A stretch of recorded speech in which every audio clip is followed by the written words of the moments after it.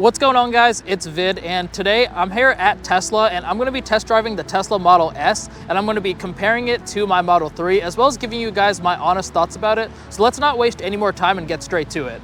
Here's our first look at the interior. This car's got the cream seats, and just looking at the door, there is a lot more soft touch material here than in the Model 3.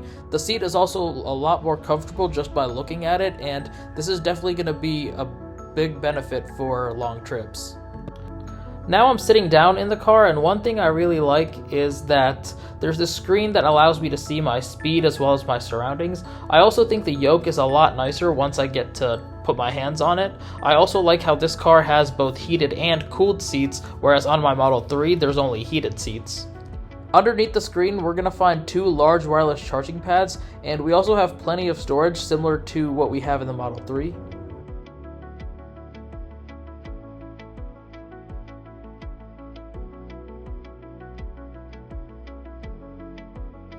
So here I am sitting in the back of the car, and honestly, I actually find it pretty comfortable. Like, I'm about 5'9", and I still find that with my driver's seat adjusted to the position that I would be sitting in, I still have plenty of legroom for a comfortable ride.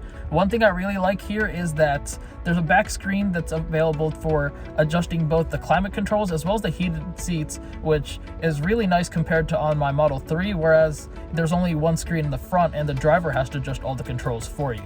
Another feature in the Model S's back seat is the wireless charging pads for back seat passengers, which you're not going to find in the Model 3.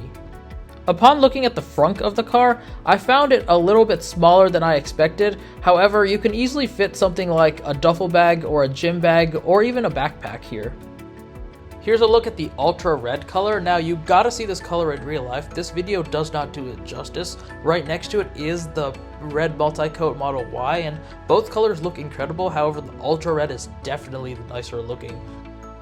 If you end up getting the ultra red, you definitely have to pair it with the cream interior, as this is gonna be a really beautiful combo. When it comes to driving and comfort, the yoke steering wheel isn't honestly that bad. I do find it pretty effortless to use when it comes to turns. However, the one thing I hate most about it is the capacitive buttons. I very much prefer the stocks that are on my Model 3. A cool feature that I just discovered is that you can actually tilt the screen towards the driver, and this allows me to see more within my driving field of view. As I'm driving, one thing I am a huge fan about is the amount of screens that's available in this car, as this allows me to get a lot of data presented at once without having to think that much, as I can see my speed, my autopilot status, as well as the navigation all on large screens, whereas on my Model 3 everything is just on a small section of the screen, and I find it a bit annoying. Now it's time to test out what everybody's been waiting for. It's time to test out the acceleration. Now this is not the Plaid Model S, however I found the acceleration still pretty insane. 0 to 60 in this car is about 3 seconds, and its top speed's going to be 150 electronically limited. After spending some time driving the car, I find it quite enjoyable to drive. Lane changing is effortless, and the overall ride comfort is great. This car's got the air suspension, so when you're driving on the harsh roads, it's going to handle them a lot better than what it does on my Model 3. In addition, I find the low center of gravity makes this car effortlessly handle.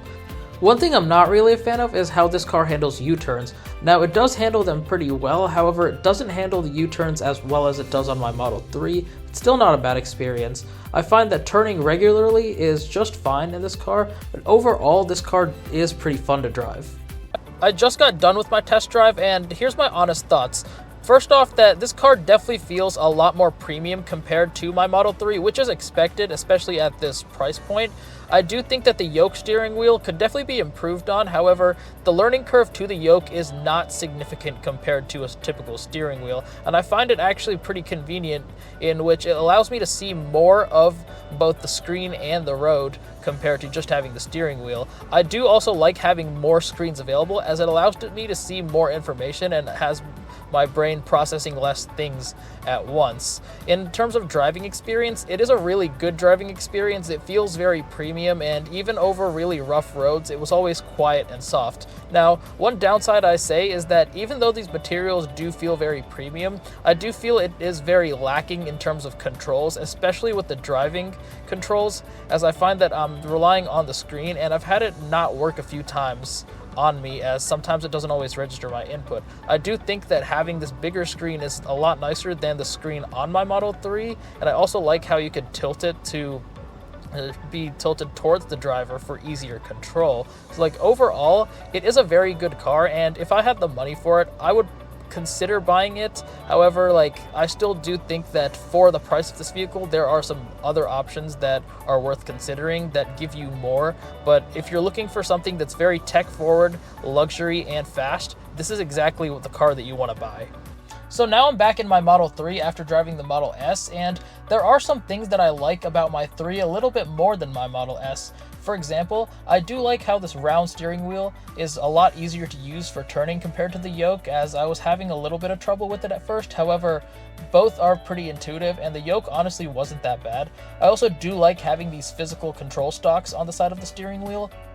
Now I'm sitting in the back of the Model 3, and I'm seeing a lot of things that I'm missing about the Model S. Now, I have my passenger seat adjusted to my driving position roughly, and I still find that there's plenty of space, which is nice. However, I still found that the Model S seats were a lot more form-fitting and comfortable compared to my Model 3 seats. In addition, I do miss having that rear screen for adjusting the climate control, as that made it really convenient. Alright guys, so it's been about a week since I last test drove the Tesla Model S, and if I'm being completely honest, I'm not really missing a lot of the features that made driving the vehicle a lot more convenient. Now, a lot of those inconveniences I mentioned, I've gotten pretty used to since I've been driving my car for quite a while now. I'm not really going to go into a full-on review of my Model 3. I'm going to save that for a different video. But just to conclude this, I think that if you decide to buy the Tesla Model 3 or its larger counterpart, the Tesla Model Y, you're not really going to be dissatisfied with it, and I find that it's arguably one of the best vehicles out there for a daily commuter. If you guys like this video and want to see more content from me in the future, be sure to hit that like button and subscribe. It's been a pretty hectic past few weeks, but I'm going to try to put out as much content as I can. Also, check me out on TikTok at VSG Tech. And that's all I got for today. I'll see you guys next time. Peace.